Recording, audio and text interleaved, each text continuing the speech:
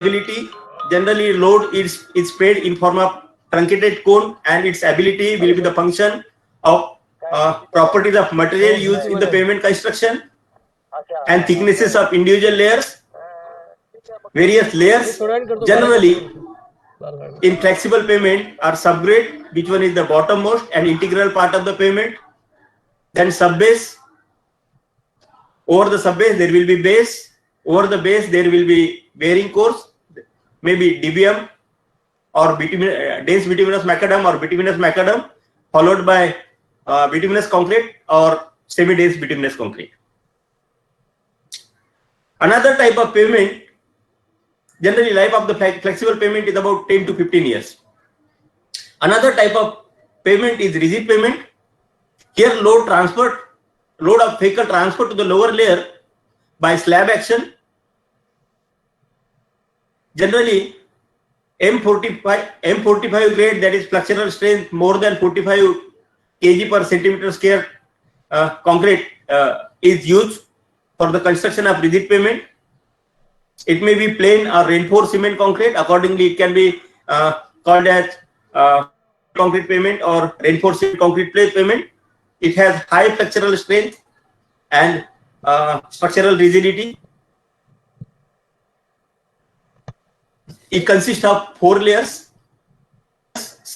Over the subgrade, there will be granular subbase. Sir? Over the granular subbase, there will be a drying concrete WBM type base. Presentation out झाला. मी हो presentation दिसत आहे, तुमचा video दिसतोय आता. अरे असं कसं काय? हा परत एकदा प्रेझेंट नाव करावं लागेल. मला हे आवडलं थोडं. सॉरी पण ते तर सगळं चालूच होतं. काहीच नाही केलं कधी लोड. मी आता काय करू? प्रेझेंट नाव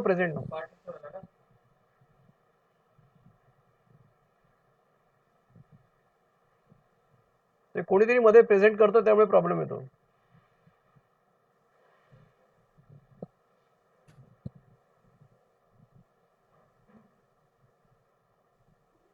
आता नाही अजून नाही आलं.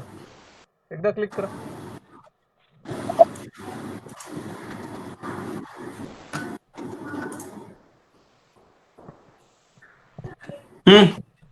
नाही अरे भाऊ. Sir, it is available, sir. It is presenting, sir. Presentation visible. Presentation is there? No.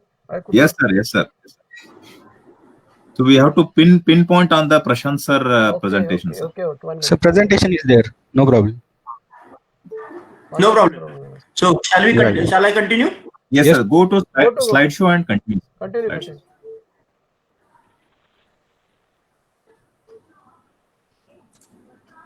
Now it is visible? Yes. Okay. So in addition, there are some other types of pavement also. Semi-rigid pavement. It is having the strength more than the flexible pavement, and but somewhat less than that of the rigid pavement. The flexural strength of the concrete used for semi-rigid pavement is in between 5 to 12 kg per centimeter square. The cement content used for the construction of this semi-rigid pavement is minimum 150 kg per kg per meter cube. And workability of the concrete varying from 0 to 10 slump value. Then next type is roller compacted concrete pavement or roll pit concrete pavement. Sometimes it is called. It is also one of the popular method of construction. This technology is in between flexible and rigid pavement. You can say the zero slump concrete can be spread over the prepared WBM type base and then compact it to the layer. In this type, flexural strength may be about 45 kg per centimeter square. About 35% fly ash can be used in the construction, and cement content, minimum cement content will be 150 kg per centimeter cube. Steel fiber reinforced concrete can also be a method of constructing the pavement, in which about 0.75 to 1.5% steel fibers can be introduced into the concrete So main objective of introducing or mixing steel fibers into the concrete is to prevent the development of cracks in the pavement surface or the pavement surface. So likewise, the different types of payment can be depending upon the situation, depending upon the availability of fund. One can plan. In today's presentation, I will discuss about the flexible payment. I can say history of the flexible payment rather. Before going for the discussion, I would like to introduce you about the component part of the flexible payment. Subgrade, over the subgrade there will be subbase, over the subbase there will be base, over the base there will be surface course. Subgrade is the bottommost and integral part of the flexible payment. About 75% of the payment in India are failed due to failure of subgrade only. That's why proper precaution need to taken into consideration while preparing the subgrade. As per IRC guideline, in case of national highway, state highway and major district road, top 500 millimeter of earth can be considered as a subgrade. In case of rural road, that is village road or other district road, or I can say low volume road, top 300 millimeter earth can be considered as a subgrade. So even on the level ground, suppose a national highway, state highway you want to construct, you have to excavate the ground up to a depth of 500 millimeter and then compact that soil to a maximum dry density and optimum moisture content, so that the process is called prepared subgrade. In case of rural road, you have to excavate the ground up to a 300 millimeter depth and then compact the this earth to maximum dry density at optimum moisture content. So the process is called preparation of subgrade. If we prepared this subgrade properly, then chances of failure of payment will be you can minimize. The desirable properties to be considered are strength. It should have very strong subgrade soil, should be sufficient strong. Hello. It should be durable.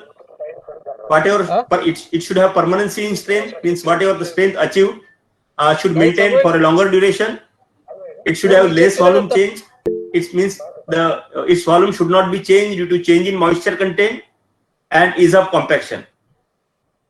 The various properties to be tested are CBR value, triaxial test. Various tests to be carried out on the subgrade soil are CBR test, triaxial test, generally UU triaxial test, that is unconsolidated undrained triaxial test, direct shear test, plate bearing test, and based on test in addition particle size distribution, liquid limit, plastic limit, plasticity index, and then based on these properties you can decide the suitability of subgrade soil. You can decide the suitability of subgrade soil. Next layer is subbase layer. It is granular subbase having thickness, minimum thickness is 100 millimeter, and CBR value is varying from 20 to 30. But in any case, it should not be less than 20. It should, in any case, it should not be less than 20. It is the granular layer. Objective of providing this layer is to drain out the water, because whatever water percolate through the pavement surface need to drain out, should not be joined to the subgrade soil, so that this percolated water can be drained out through this drainage layer, that is granular subbase layer, and your subgrade will be in the dry condition for a longer duration. Otherwise, subgrade will get saturated and rutting may be developed over the pavement surface. It is a one type of failure. The next layer is base layer. It is water-bound macadam type or wet mix macadam type, having CBR value 80%. Sometimes, suppose say stronger material is not available. In that case, you can use somewhat weaker material having CBR value say about 50% or 60%. But in that case, the thicknesses of bearing course, that is DBM and BC, will be more. It is accepted, but the thickness of DBM and BC will be more. Bearing course, depending upon the availability of fund for the construction, we can have thin surface bituminous surface bearing cores or thick surface bituminous surface bearing core. Objective is to provide a smooth surface to give smooth riding quality to the vehicle. It should be dust free, prevent the percolation of water, in particular rainwater into the pavement layers. For national highway, state highway and major district road, we can have thick bituminous surface in which DBM followed by bituminous concrete, dense bituminous macadam followed by a bituminous concrete layer, or bituminous macadam layer followed by semi-dense bituminous concrete layer. Depending upon the design, you can opt. These are the stronger layer but costly. For low volume road, rural roads, we can have thin bituminous surface in which just one seal coat or premix bituminous carpet can be laid over the prepared waterbound macadam type base course, and road can be open to the traffic. So that the cost required for construction of this layer is minimum, and it can be accepted as the traffic is very less. It was regarding the discussion about the flexible pavement. It's a different component part, different material properties used for the construction. Now I will switch over to the methods available for flexible pavement design in India. CBR method. This method was developed by California Division of Highway in 1928. The scientists, researchers of the California Division of Highway conducted number of tests on subgrade soil, subbase material, and base course material. They tested the material in laboratory, as well as they prepared the test pavement section at the site, carried out number of tests, and based on test result, they have given a design chart showing the relation between CBR value versus depth of construction for a different traffic. They classify the traffic based on wheel load, that is light traffic, medium traffic, and heavy traffic. Light traffic means wheel load will be 3175 kg, medium traffic means wheel load will be equal to 4082 kg, and heavy traffic means wheel load equal to 5443 kg. So for this wheel load, they have given one simple design chart. They were given a very simple design chart showing the relation between CBR value, that is California bearing ratio, with the depth of construction for light, medium, and heavy traffic. So only one chart will be sufficient to design a multi-layer flexible pavement as per the design chart given by California Division of Highway in 1928. For example, suppose say CBR value of the subgrade soil is 4%. The CBR value of the subbase material available with you is 20%, and CBR value of the base course material, waterbound macadam type base course material available with you is 60%. Then what the thicknesses of individual layers in multi-layer flexible pavement that we can design from the using one charts given by California Division of Highway. Here suppose say CBR value 4% and heavy traffic, the thickness of the pavement above subgrade required will be 48 centimeter. Now CBR of the subbase material is say 20%. So thickness of the pavement required above subbase will be 18 centimeter. It means 48 minus 18. The thickness of subbase will be 30 centimeter. Similarly, suppose CBR value of the base course material is 60%. So thickness of the pavement required above base will be 10 centimeter. So 18 minus 10 will be the thickness of base course, waterbound macadam type base course, and 10 centimeter will be the thickness of DBM plus BC. In this way, multi-layer pavement can be designed by using only one design charts given by California Division of Highway.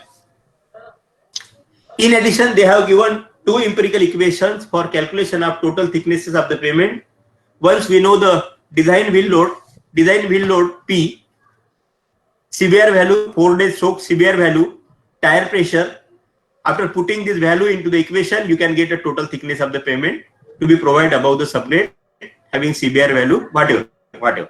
Okay, or by using this expression, Here capital A is equal to pi a square. Here small a is radius of contact area. Put these values into this expression and you will get a total thickness of pavement to be provided above the subgrade. The condition is that these equations are valid only when the severe value of subgrade soil is more than 12%. Only valid when the severe value of subgrade soil is more than 12%. Then IRC approach for the flexible pavement design. Up to 1970, in India also same design charts given by California Division of Highway was used for the construction of pavement. In 1970, Indian Road Congress developed its own practice code for design of flexible pavement and published with the name of IRC 37 1970.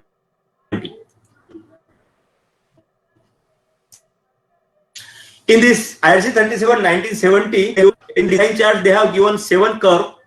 These 7 curves based on the traffic, and traffic is expressed in terms of cumulative number of standard axle. It is expressed in terms of commercial vehicle per day. It is expressed in terms of commercial vehicle per day. And commercial vehicle means the weight of vehicle having more than 3000 kg or 3 ton is classified or considered as commercial vehicle per day. And in the traffic count, only the vehicle having weight more than 3000 kg is considered in the design. 1 plus r to the power n plus 10 is used for calculation of traffic, design traffic or commercial vehicle per day, design traffic in terms of commercial vehicle per day. P is the traffic on last count, R rate of growth of traffic, generally 7.5% recommended by the IRC, and N is number of years required for the construction, from the last count. P is the traffic of the last count, and A is the traffic road open for the traffic movement. So once we know A, then check it out which curve is to be used for the design, and then using this curve, it is the curve given by IRC in practice code IRC 1970. This one curve will be sufficient to design a multi-layer flexible pavement. Again, the same. Suppose the severe value of the subgrade soil is 4%. Severe value of the subbase material is say 20%. Severe value of the base course material is suppose say 60%. And traffic is D type, that is 150 to 450 commercial vehicle per day after putting the initial traffic into the previous equations. So D type of curve will use for 4%. D type of curve. Here thickness of pavement required will be 42 centimeter. Then severe value of the subbase is 20. D type of curve here 1580. So difference of these two will give you the thickness of subbase to be provided. Again, say base course material having CBR 60%. So thickness of the pavement above base will be this 10 centimeter. So the thickness of base to be provided. In this way, with the help of one chart only, we can design multi-layer flexible pavement using IRC 37 1970. This code was modified. These are the design steps, how to design the flexible pavement. What procedures I have explained, that steps only I have mentioned here. So I will not repeat the same. Then this code was modified in 1984 and published with the name of IRC 37 1984. In this 84, they have given a new setup curve. They have given these curves are giving the relation between cumulative number of standard axle during the design life with the total thickness for CBR value of the subgrade soil. Cumulative number of standard axle during the design life with the depth of construction, that is depth of total construction for a CBR value, different CBR values of the subgrade soil. This is the charts given in IRC 37 1970. Equations suggested in 1984 is n equal to 65 into 1 plus r to the power n minus 1 by r into a into d. And what is a? Hello, anyone of you have any problem? Hello, sir. All you people are listening. Yes. Participants Please, Yes, sir. anyone Yes, of you yes, can sir. Yes, sir. participants should Yes, sir. keep all the mic off. just you. The flow of presentation is okay for you. Yes, no problem. Hello, any moderator in the flow of presentation? No. Continue. Okay. So with this expression, you can calculate A equal to the traffic when it is open, the road is open for the movement of traffic equal to P into 1 plus R to the X. Here P is the traffic on last count, R is rate of growth of traffic, and X is number of years required for the construction after last count. Suppose say 2 years required for the construction after last count, and the initial traffic on the last count is P, so you can get a value A. Okay, then here D is vehicle damage factor and F is lane distribution factor. D is vehicle damage factor and F is lane distribution factor. I will explain the term D and F subsequently. At this moment, you keep into mind that the value of D and F also incorporate into this expression. Here, small n is number of years required for the design period for which road is to be generally 15 years. So putting all these values into the equation, you will get a value n. N is nothing but cumulative number of standard Excel during design life of the payment expressed in million standard Excel. Okay. Once we know this value, then using a simple design charts which is given in IRC 37-1984, we can easily calculate a total thickness of the pavement. For example, the traffic is 20 MSA. Severe value of the subgrade soil is put. The thickness of pavement required will be this. Total thickness of the pavement required will be this value, that is 700 millimeter. So with the help of this one design chart only, we can get a total thickness of the pavement using IRC 37-1984. In addition, they have given one table catalog for calculation of thicknesses of individual layers. How to use this table? Suppose a CBR value is 20%, right? CBR value. No. Traffic is in between 15 to 20 MSA. 20 MSA. We have already seen the total thickness of the pavement for 4% CBR required is 700 millimeter. Now thickness of base will be 250. Thickness of DBM will be in between 80 to 100. Thickness of BC will be 40, and thickness of subbase will be T, that is total thickness minus 370 to 390, means 700 minus this value. So in this way, thicknesses of individual layers you can read out using this table, and in this way, with the help of one design chart and one table, we can design a multi-layer flexible pavement using IRC 37-1984.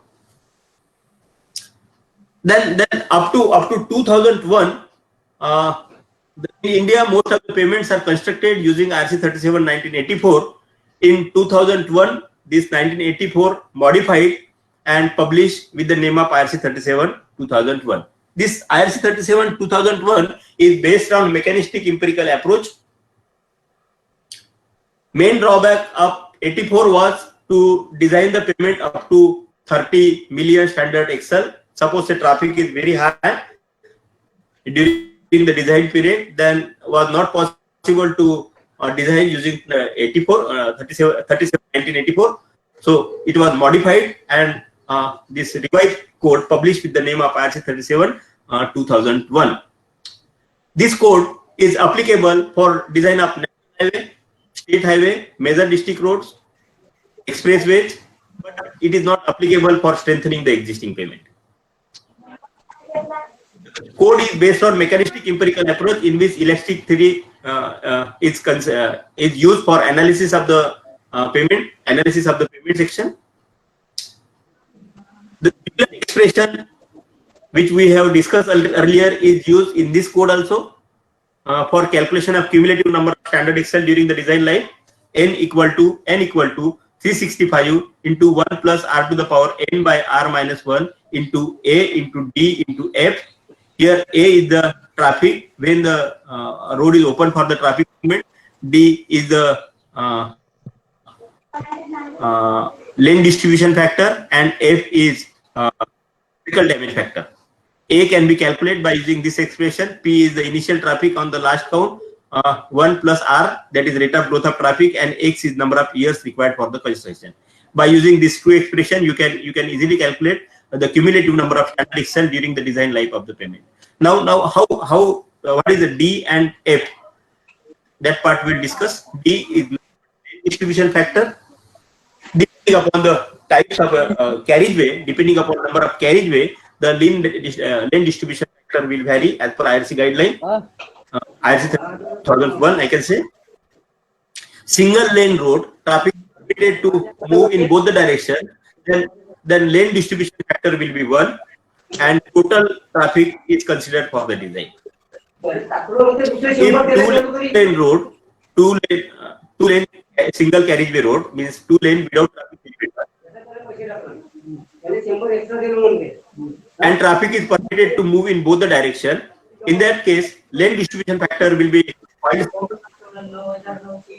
Yes, any one of you have any problem? Slight disturbance is observing. And lane distribution factor will be 0.75, and total traffic is considered. It should be considered in the design. Suppose a 4-lane single carriageway.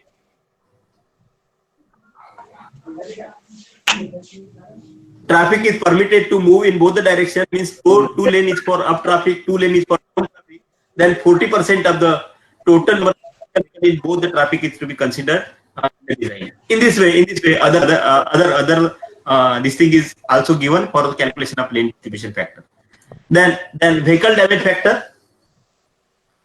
Vehicle damage factor will be equal to axle load in kg by standard load, that is 8160 kg for single axle type vehicle, and for tandem type vehicle in kg by 14968 kg to the power 4. Means 4th power rule is used for calculation of vehicle damage factor. In absence of data related to vehicle damage factor suggested by IRC, I will explain you how to what is this single lane axle and tandem axle load, that part subsequently in the next slide. But suppose say in absence of this data IRC recommended we can use vehicle damage factor as per this table.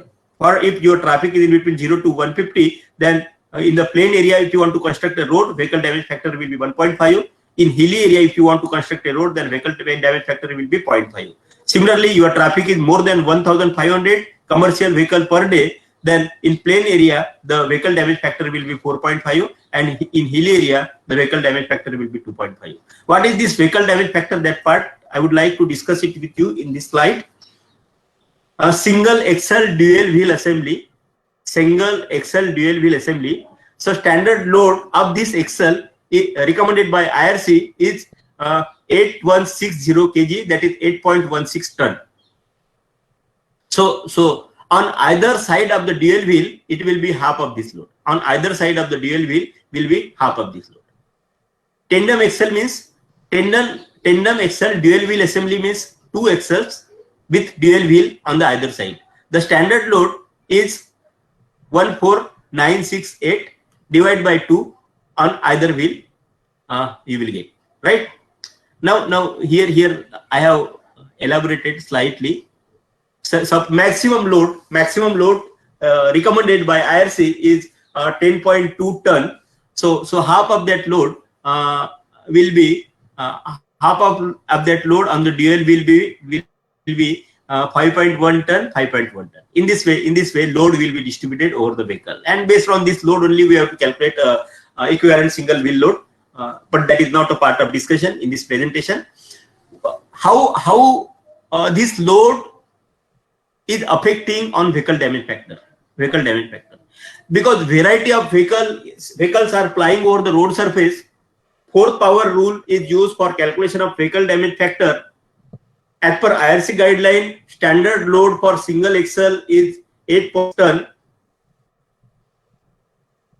Now suppose say one of the vehicle is moving over the road surface having weight is 12.2 ton or 12,200 kg. Then as per 4th power rule, this 12,200 by 8160 to the power 4 equal to 5. It means the meaning of this, the damaging effect given by the vehicle having axle load 12.2 ton is 5 times more than that of the standard load, standard axle load. Another case, suppose say weight of vehicle plying over the road surface is 6.04 ton. As per fourth power rule, 6.04 by 8.16 to the power 4, which comes to be 0.3, means the damaging effect given by the vehicle having weight 4.04 ton moving over the surface is just 0.3 times the standard single axle load. Suppose say any of the vehicle plying over the road surface having weight 500 kg, so damaging effect given by this vehicle to the surface is about this value times that of the standard load.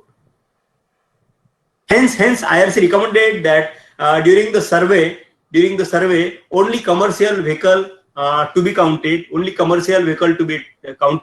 and that vehicle only considered in the design, because this vehicle only may give some damaging effect to the pavement. Light vehicles like car or smaller vehicles, auto rickshaw, may not give much damaging effect. They will give very less damaging effect, need not to taken into consideration in the design. It is the recommendation of IRC. So just we have to consider a vehicle having weight more than 3 ton or 3000 kg. So because these vehicles may give more damaging effect, and you have to carry out a XLR survey, then weighted average will be the value of vehicle damage factor, and then you can incorporate into the equations what I have shown you earlier. In absence of any of the data, the standard table given by IRC as an indicative vehicle damage factor that can also be used in the design. In this IRC 37 2001, two design charts they propose. One chart is applicable for a traffic in between 1 to 10 MSA. This design charts you can see. It is applicable for calculation of total thickness of the pavement for a traffic between 1 to 10 MSA for a different CBR value of the subgrade soil. Similarly, another chart, this chart is applicable for calculation of total thickness of the pavement above the subgrade for a traffic in between 10 to 150 MSA. In addition, they have given some catalogs like this catalog for calculation of thicknesses of individual layers. So this IRC 37 2001 is very simple code that way. For design of pavement, we doesn't require any civil engineering knowledge. Once we know the traffic, that all these values you can put into the equations given in the IRC 2001. So you can get a traffic in terms of million standard axle, standard MSA, million standard axle, maybe in between 1 to 10 or maybe in between 10 to 150. Okay, and CBR value of the subgrade soil. Of course, it is 4 days stroke CBR value of the subgrade soil. Once we know these two parameters, then thicknesses of individual layers you can read by these catalogs given in IRC 37 2001. It doesn't require any civil engineering knowledge. Very simple to design a multi-layer flexible pavement. Similarly for 10 to 150, same slide. So I have converted some important part discussed in this 2001. In addition to this design catalog, the CBR value of the granular subbase material should be minimum 20% when the traffic is 2 MSA, and it should be 30% when the traffic is beyond 2 MSA. From drainage point of view, the thickness of the subbase, minimum thickness of subbase will be 150 millimeter for a traffic up to 10 MSA, and it should be 200 millimeter for a traffic more than 10 MSA. CBR value of the subgrade soil should be 2%. Minimum value of CBR for the subgrade soil should be 2%. Suppose say CBR value is less than 2%, then you have to design a pavement for 2% CBR, and the additional capping layer can be provided over the subgrade. And the CBR value of the capping layer material should be at least 10%. So these are catalogs. I have prepared it for this presentation. CBR value, traffic, thicknesses of individual layer you can directly read, and total thickness. So CBR 3%, 4%, 5%. Of course, this CBR is 4 days soak CBR. Traffic using the expression So we can read out the thicknesses of individual layers and total thickness using this catalogs or table. Similarly, for traffic between 10 to 150 MSA, you can read. It is very simple. You can get the thicknesses of individual layers. Then 2012,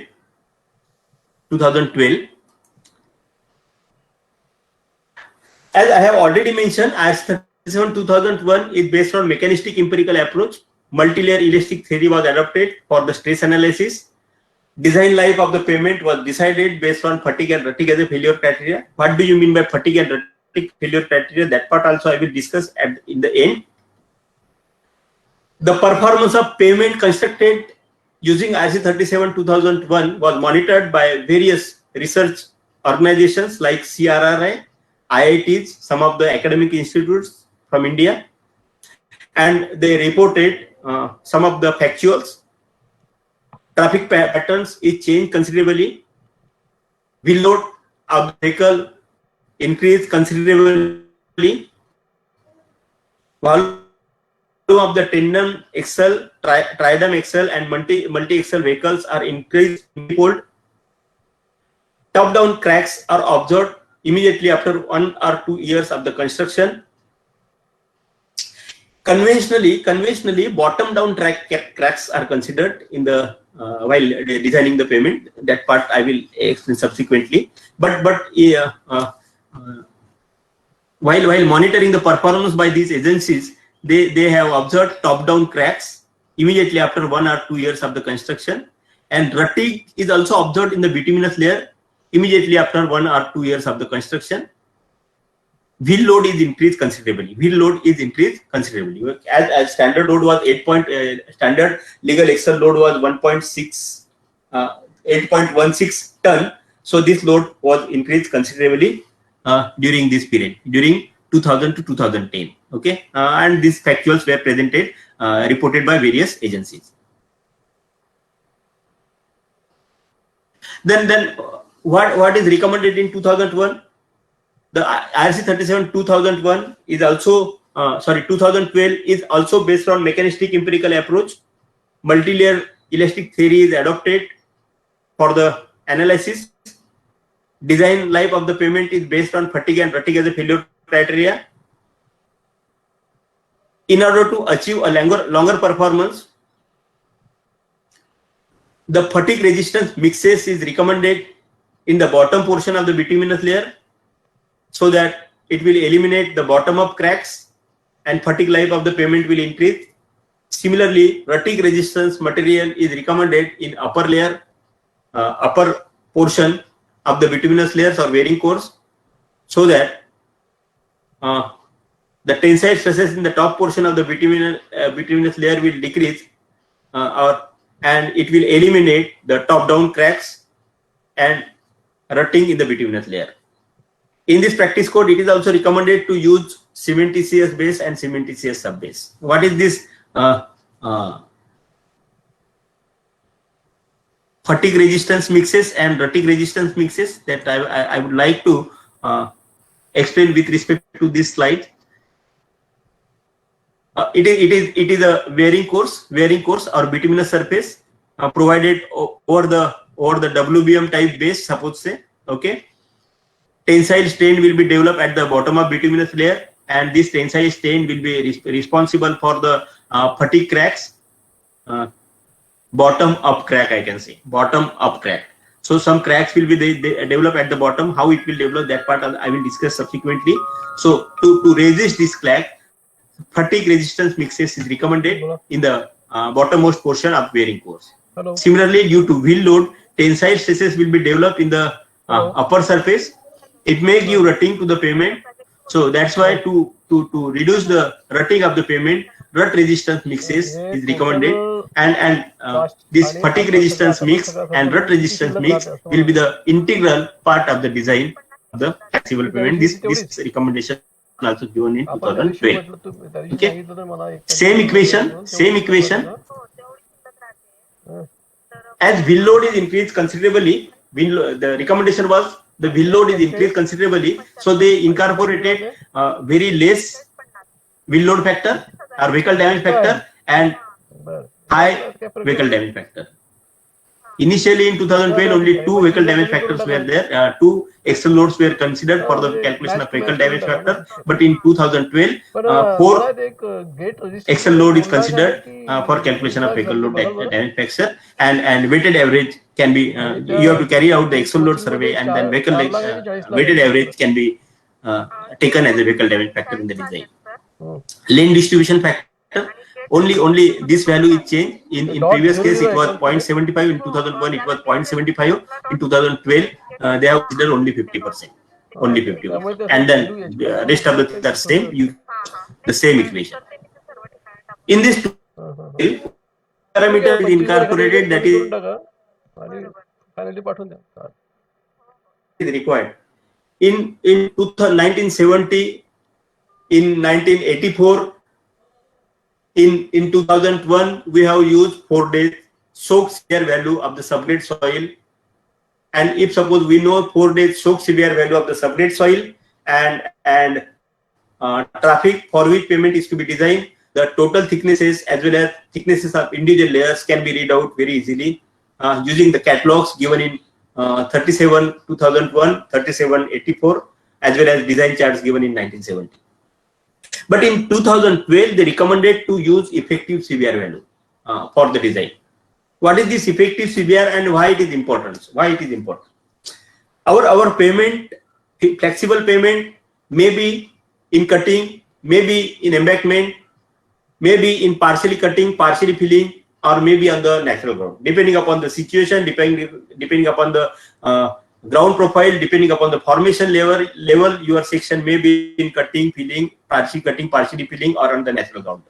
Suppose say your pavement is on the natural ground level, and severe value of the natural ground or natural earth is known to me. I can use that severe value, and with respect to that and traffic, I can easily get a thicknesses of individual layers given by in the catalog 2001 or say 1984 or say design charts given by in 1970. But in actual practice, what happens? Sometimes your pavement may be in embankment. The depth of embankment may be more than 1.5 meter. In this case, suppose say severe value of the natural ground in that area under consideration is 3%. The embankment material used for the construction having severe value is 10%. Then in design, which severe value to be considered? Whether to consider 3% severe value or whether to consider say 10% severe value. Up to 2001, IRC used to consider 3%, that is the severe value of the earth, natural ground.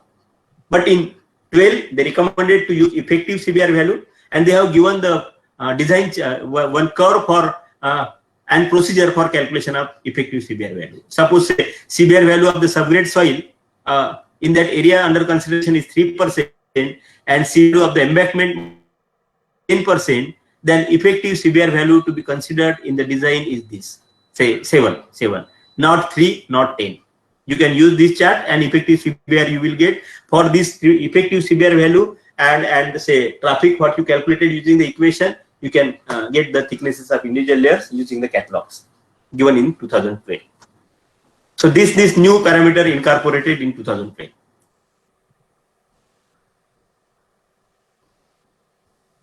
Another beauty of 2012 is there are 5 different types of material and by which you can design the pavement. And for that 5 different types of catalogs given in this 2012. If you want to use granular subbase and granular base course, then for that they have given the design catalogs. If you want to use cementitious bed, cementitious subbase, for that they have given the catalog. If you want to use cementitious base, cementitious subbase with stress absorbing membrane interlayer, then that is very thin sheet of bituminous layer. For that they have given the catalog. If you want to use reclaimed asphalt pavement layer, it means you want to use existing aggregate existing available aggregate for the construction and replace the base course, WBM type base course. That can also be recommended. Separate design catalogs. If cementitious base, granular subbase with crack relief layer can be possible. So in this way, you can they have given 5 different catalog. Depending upon the availability of material, you can choose a particular catalogs and you can have a design. I will just brief you how to design the payment using the granular base and is for each of these conditions. Okay. First condition, granular base, granular subbase. Typical cross sections given in 2012 is subgrade, granular subbase, granular base. Over the granular base, there will be bituminous layer. Okay. For this, the thicknesses it is also given in the 2012. You can directly read the thicknesses of individual layer for this CBR value. This CBR value, if suppose section is in natural ground, then you will use 4 days soak CBR value. If the section is in embankment, then effective CBR value you will have to use, depending upon the thicknesses, depending upon the thickness of the CBR value of the embankment material and CBR value of the ground at that location under consideration. You can calculate the effective CBR and that you will use. Okay. For a traffic 3 to 15, for CBR value 3 to 15 and traffic 2 to 150 thicknesses of individual layer for granular subbase and granular base you can read out. Okay.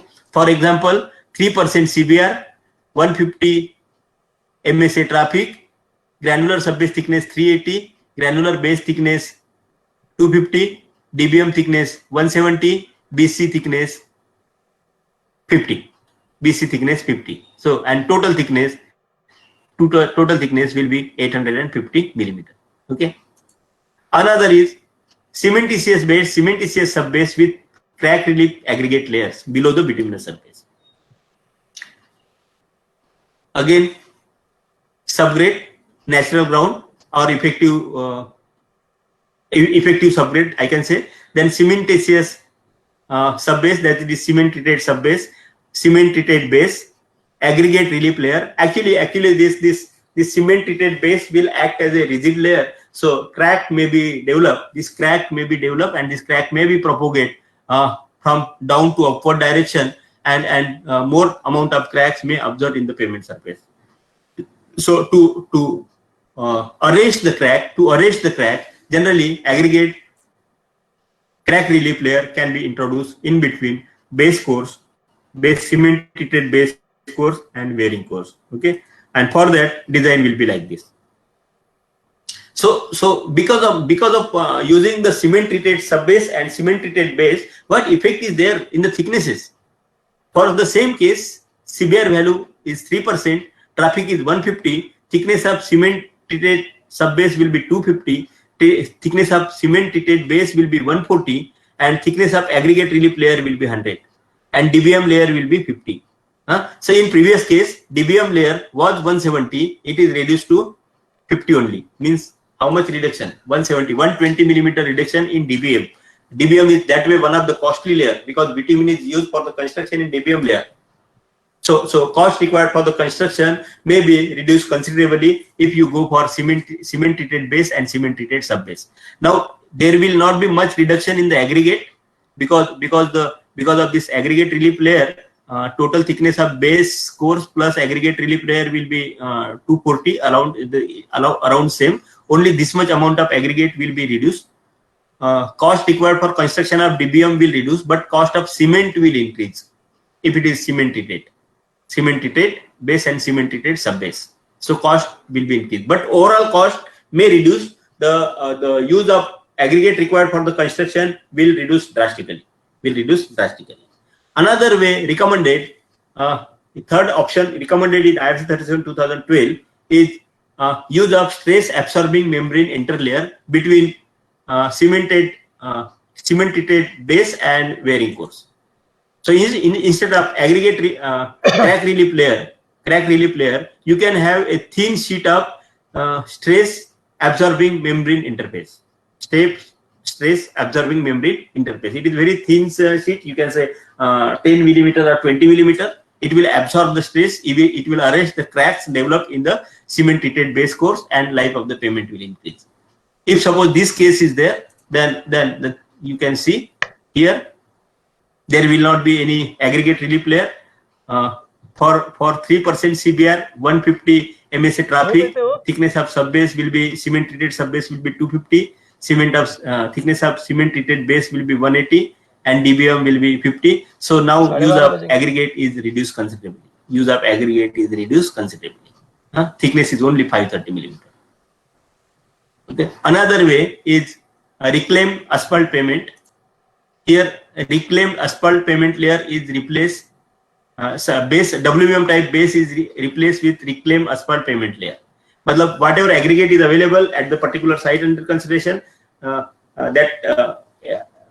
used aggregate that you can bring it to site and then mix it with asphalt and then lay it over the surface. You can replace base course with this, and in this way you will get a design thickness. In this way you will get the design thickness. Here you can say cement treated base, then RAP, reclaimed asphalt payment layer, DBM, BC, and then total thickness. So all these options is given in IRC 37/2012. Another way is granular subbase, cement treated base, aggregate relief layer, bituminous layer. Same thing. Now I will not repeat the. So in this way, for 5 different types of material, we can design the payment depending upon the availability of material, depending upon the requirement. We can use a particular design catalogs, and we can design the payments using IRC 37/2012. Then what is this fatigue and rutting failure criteria? As I told you, the IRC 37/2001 and IRC 37/2012 are based on mechanistic empirical approach. Multi-layer elastic theory is used for stress analysis, and fatigue and rutting is used as a failure criteria in the payment design. What is this fatigue and rutting as a failure criteria? And whatever catalogs are given, that also based on fatigue and rutting as a failure criteria.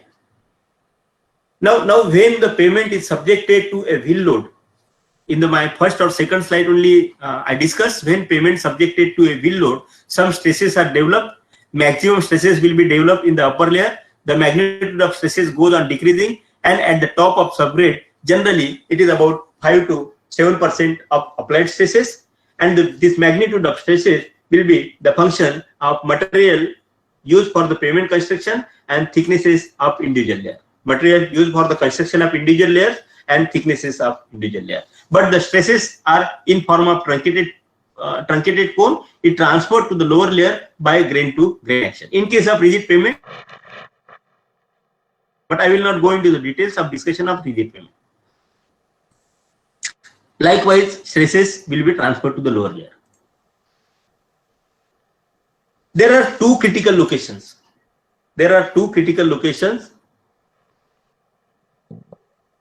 If suppose load or more strains is developed in these critical locations, or more stresses is developed in this critical location, payment may get failed. What are that critical locations? When load apply over the pavement, horizontal tensile strain will be developed at the bottom of bituminous layer. Vertical compressive strain will be developed at the top of subgrade.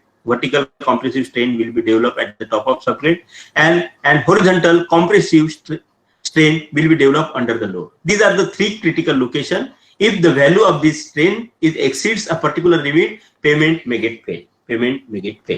Okay. Again, there are two failure criteria, fatigue and rutting as a failure criteria. These two failure criteria only considered for the flexible payment design in IRC 37/2001 as well as IRC 37/2012. What is fatigue failure criteria recommended by IRC 37/2001 or 12? The number of cycles required to produce a fatigue cracks of 20% over the pavement surface is correlated with the horizontal tensile strain developed at the bottom of bituminous layer. And for that, this equation is given in 2001. What is the fatigue criteria? Number of cycles required to produce a fatigue cracks of 20% over the pavement surface is correlated with the vertical compressive with the horizontal tensile strain developed at the bottom of bituminous layer. Go to previous slide. You see the pavement surface subjected to a wheel load. Because of this wheel load, horizontal tensile strain will be developed at the bottom of bituminous layer. Vertical compressive strain will be developed at the top of subgrade. Horizontal compressive strain will be developed under the wheel. So what is the definition of fatigue as a failure criteria? Number of cycles required to produce a fatigue cracks of 20% over the pavement surface is correlated with the horizontal tensile strain developed at the bottom of bituminous layer. So due to application of one wheel load, some tensile strain will be developed at the bottom of bituminous layer. If the magnitude of tensile strain is maximum, then some cracks, micro cracks will be developed at the bottom of bituminous layer. When number of repetitions of this wheel load is increased, these cracks, micro cracks will progress towards the surface. It is called bottom up crack. Now when this bottom up crack is reached to 20% of the surface, then you can say fatigue failure. Now once I know the value of horizontal tensile strain at the bottom of bituminous layer, after putting the value into this expression, number of cycles required to produce a 20% fatigue cracks over the surface can be estimated very easily by using this expression. That is the fatigue as a failure criteria. This MR is a resilient modulus of layer material. Okay, if after putting the value into this expression, we can calculate value n. So this strain value, IRC code has given two different software, FPAO and IIT PAO. Using these softwares, you can easily calculate the strain value. Okay. Then another type of failure criteria is Ruttig as a failure criteria. It is defined as number of cycles required to produce a Ruttig depth of 20 mm over the pavement surface is correlated with the vertical compressive strain developed at the top of subgrade. And putting the value of vertical compressive strain at the top of subgrade, you can easily calculate number of cycles. What is Ruttig as a failure criteria? Number of cycles required. It is defined as number of cycles required to produce a Ruttig depth of 20 mm above the pavement surface is correlated with the vertical compressive strain developed at the top of subgrade. Put this value into this expression, and then number of cycles required you can calculate very easily. What is this? Again, I will go to the same figure. Here when the pavement subjected to a wheel load, the stresses and strain will transfer from the surface to the lower layer. Okay, stresses will be parabolic, maximum at the surface, and the value goes on decreasing. Now this strain, some strain will be developed. What is the definition of Ruttig as a failure criteria? Number of cycles required to produce a Ruttig depth of 20 mm over the pavement surface is correlated with the vertical compressive strain at the top of subgrade. When you will put the value of this vertical compressive strain into the Ruttig equation, the number of cycles you can calculate very easily. Now the value of strain will be the function of material. Value of strain will be the function and thicknesses of this material. If stronger material is there, then very less value of strain you will get, and then as less value of strain, so more number of cycles pavement will take. If somewhat inferior material is there for the construction, then you more value of strain you will get, and more value of strain you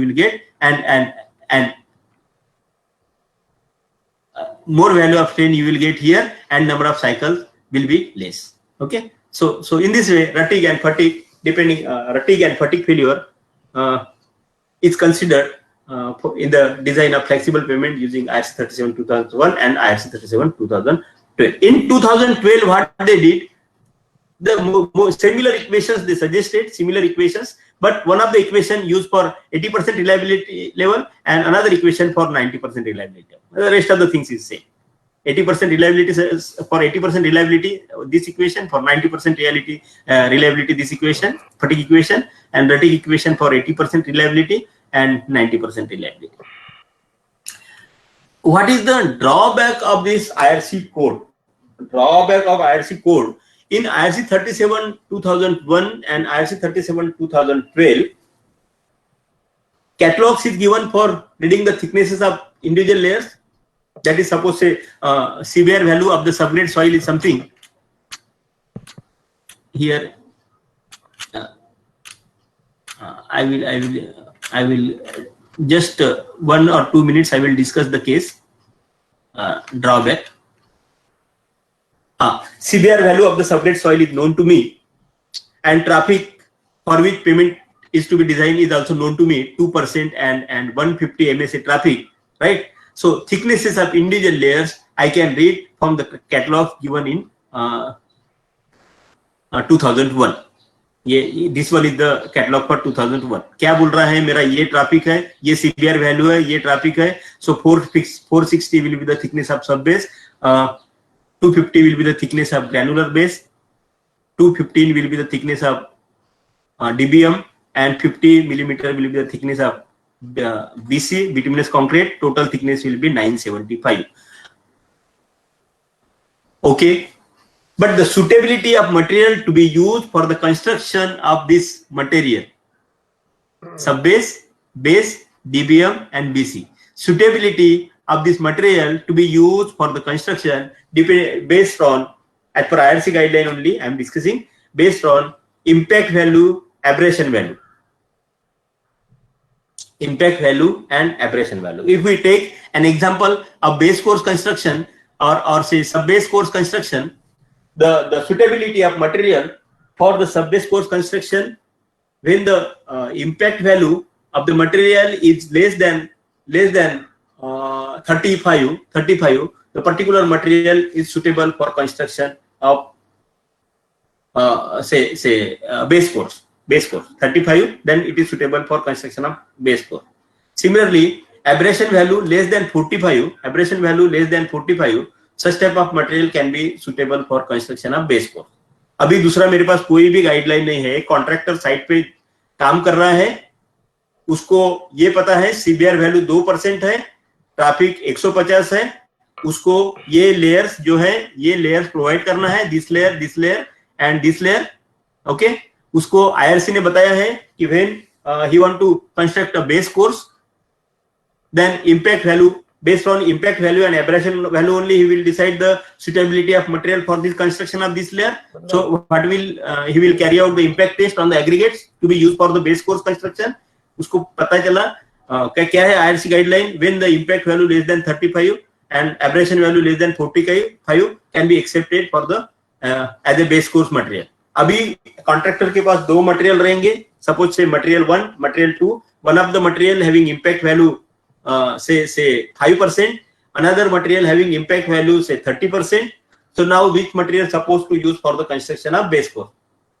Contractor will use the material type B, which impact value 30 for the construction, and as per IRC guideline this material is accepted.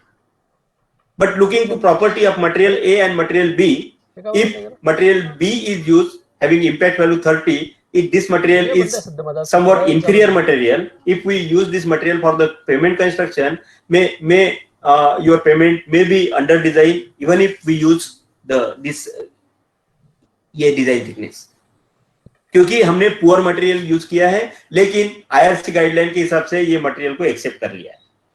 IRC guideline के हिसाब से quality control भी देखने जाएंगे तो ये contractor बोलेगा कि ये एक्सेप्टेड है, लेकिन the material having impact value से 30 will be available to the contractor with very cheap rate. At the same time if suppose material a having impact value say 30%, 5% is used for the construction, then this material A will be somewhat stronger. Your payment may be over designed. So actual design thickness you may not get from this design chart because material properties may vary. So that's why mechanistic empirical approach will be very appropriate for the design of pavement. Finite element modeling can be one of the option. Okay, to certain extent the precaution is taken in the software given in 2001 or 2010, that is IIT PAVE and IIT PAVE software for the flexible pavement design. New practice code also come up. ISC 37 2000, sorry, ISC 37 2018. I have not studied this practice code, but not much variation in 2012 and 2018. Slightly modification is there. So if you got an opportunity, you can explore yourself to 2018 also. But there is not much difference in 2012 and 2018. So now from my side, the presentation is over. The platform is free for question or answer session. Any of you want to ask any related questions? You people are free to ask questions. Thank you, sir. We are having some questions from the participants. Abhinay Sonawne wants to know what could be the major reason that payments in countries like US last longer than India, and why don't we adopt their methods? There now mixed design is one of the if your 2012 I have discussed rutting resisting material and fatigue resisting material words I introduced in my presentation. What is this rutting resistance material and fatigue resistance material? Because wheel load is increased considerably. That's why wheel load is increased considerably. That's why rutting failure may be takes place in the pavement, right?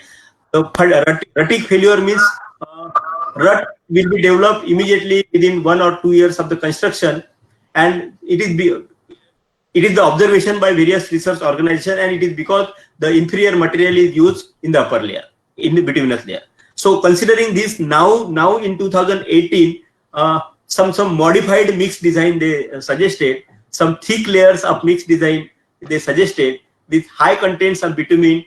If we construct a bituminous concrete layer or DBM layer, then maybe chances of say failure of the pavement will be reduced to certain extent. Nowadays, what is happening? Pavement is designing for a certain wheel load.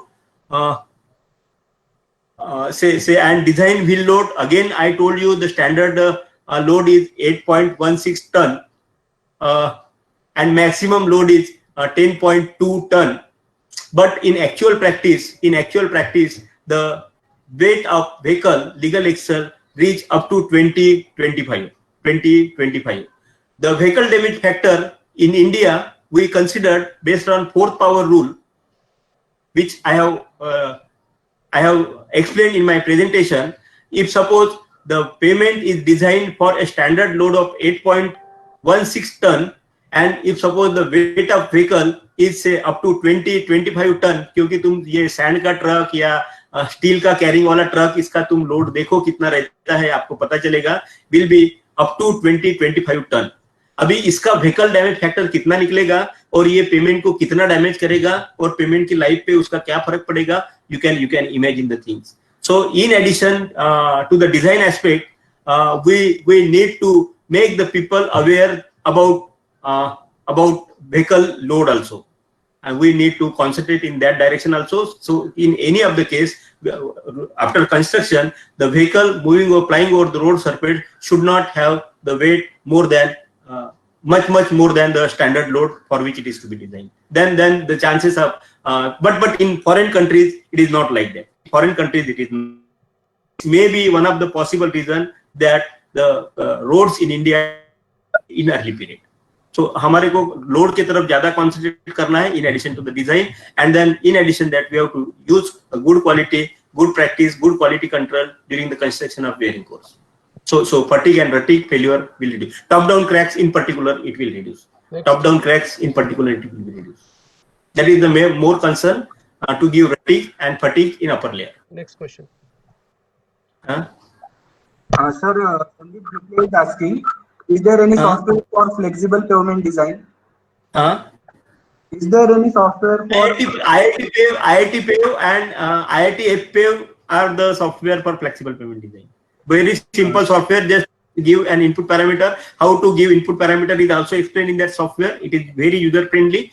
How to get parameter for subgrade, subbase, base course, varying course, they explain nicely in the code. You can put the input parameter. You will get all these vertical compressive strain, horizontal tensile strain value.